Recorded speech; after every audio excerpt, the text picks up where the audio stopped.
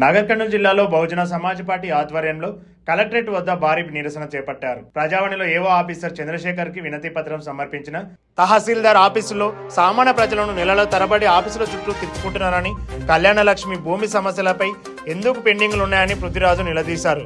ఉద్యోగస్తులు ఆఫీసులో గుట్కలు నములుతూ విధులు నిర్వహిస్తున్న వారిపై చర్యలు తీసుకోవాలని డిమాండ్ చేస్తూ వచ్చే సోమవారం లోపు ఫైల్ క్లియర్ చేయకపోతే తహసీల్దార్ ఆఫీసు ముట్టడిస్తామని హెచ్చరించారు.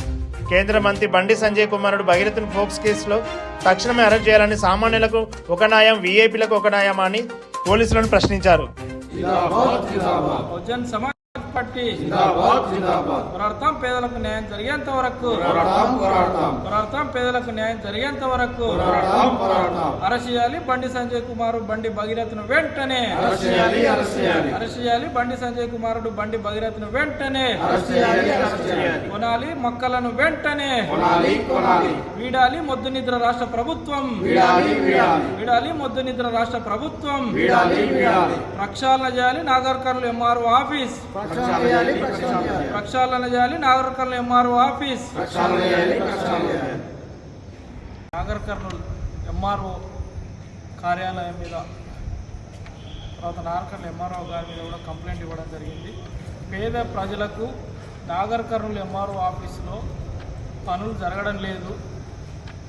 ఒక చిన్న పనికి 5 నుంచి 6 నెలలు ఆఫీస్ చుట్టూ తిరిగి వాళ్ళ చెప్పులు అరిగిపోతూ ఉన్నాయి. కానీ నాగర్ కర్నూలు ఎంఆర్ఓ కార్యాలయంలో పనులు మాత్రం జరగడం లేదు. ప్రతిరోజు కార్యాలయానికి వస్తే ఉద్యోగులకేమో జీతాలు వస్తాయి, కానీ ప్రజలకేమో చెప్పులు అరుగుతున్నాయి, ఛార్జీలు అయిపోతూ ఉన్నాయి, మధ్యాహ్నం భోజనం డబ్బులు అయిపోతూ ఉన్నాయి, కానీ పని జరగడం లేదు.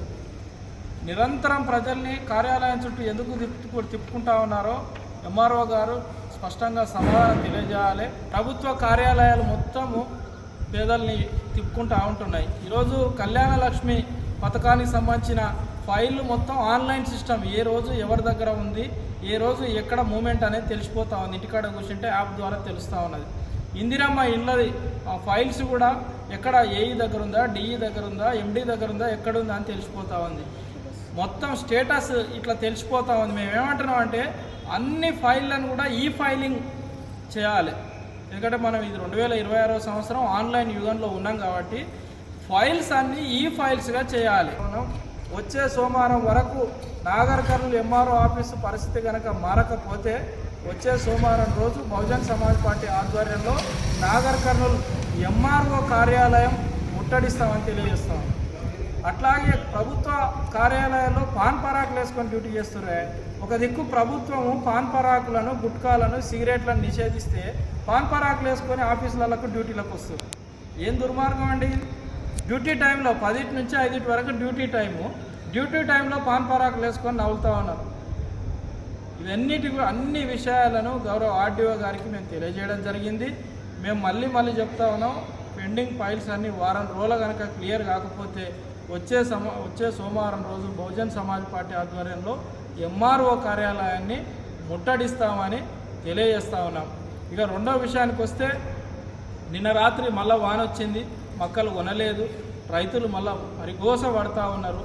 మేము రాష్ట్ర ప్రభుత్వాన్ని ఒకటే స్పష్టంగా అడుగుతూ ఉన్నాం, మొక్కలు అధికంగా పండినాయి కాబట్టి ఇబ్బంది అవుతూ ఉందని అంటున్నారు.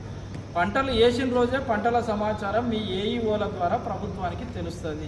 మరి పంటలు వేసిన రోజే దిగుబడి ఎక్కువ వచ్చేటట్లుంది, లేకపోతే ఎక్కువ పంట వండేటట్లు ఉందని మీకు సమాచారం ఉంటుందిగా. దానికి అనుగుణంగా లారీల ఏర్పాటు, దానికి అనుగుణంగా గోనె సంచుల ఏర్పాటు, దానికి అనుగుణంగా గోడౌన్ల ఏర్పాటు చేసుకోవాలి కదా. నెల రోజుల నుంచి రైతులు 30,000 బస్తాలు, 40,000 బస్తాలు, 50,000 బస్తాలు మార్కెట్లో పెట్టుకొని ఉంటే రోజుకు 2,000 బస్తాలు, 3,000 బస్తాలు పోతే ఏంది పరిస్థితి? ఇంకా 10 రోజులు అయితే మళ్ళీ వర్షాకాలం స్టార్ట్ అవుతుంది.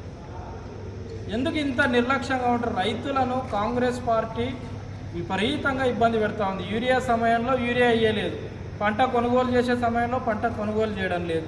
ఆ మార్కెట్కి పోతే ఎంత బాధ అవుతూ ఉంది. మొన్న మా ఎమ్మెల్యే గారు, గౌరవ ఎంపీ గారు, గౌరవ కలెక్టర్ గారు మార్కెట్ను విజిట్ చేస్తే మేమనుకున్నాం ఇక సమస్య పరిష్కారం అవుతుంది అనుకున్నాం. కానీ ఎక్కడ వేసిన గొంగడి అక్కడనే ఉన్నట్లుంది.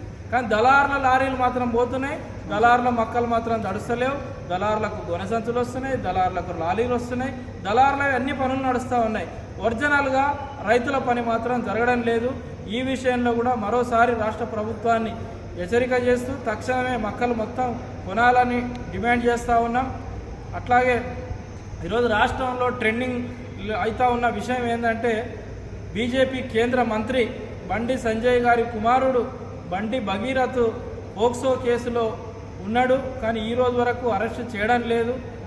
ఈ తెలంగాణ ప్రభుత్వంలో ఈ తెలంగాణ పోలీసు వాళ్ళు రేపులు చేయని వాళ్ళ మీదనేమో కేసులు పెడతారు, రేపులు చేయని వాళ్ళని జైలుకి పంపించాలని చూస్తారు, జైపులు చేయని వాళ్ళని రిమాండ్కి పంపించాలని చూస్తారు. కానీ నిజంగా ఒక మైనర్ అమ్మాయిని రేప్ చేస్తే మాత్రం ఈరోజు కేంద్ర మంత్రి కొడుకని ఆ అబ్బాయిని అరెస్ట్ చేయకుండా ఆ అబ్బాయిని దాచిపెడుతూ పోలీసులే కేంద్ర మంత్రి గారికి సహకరిస్తున్నారు అనే విషయం మేము స్పష్టంగా చెప్పదలుచుకున్నాం. భవిష్యత్తులో మీరు గనక బండి సంజయ్ వాళ్ళ కుమారుడు బండి భగీరథ్ను గనక అరెస్ట్ చేయకపోతే బహుజన్ సమాజ్ పార్టీ రాష్ట్ర కమిటీ త్వరలో ఒక కార్యక్రమం తీసుకోబోతున్నది.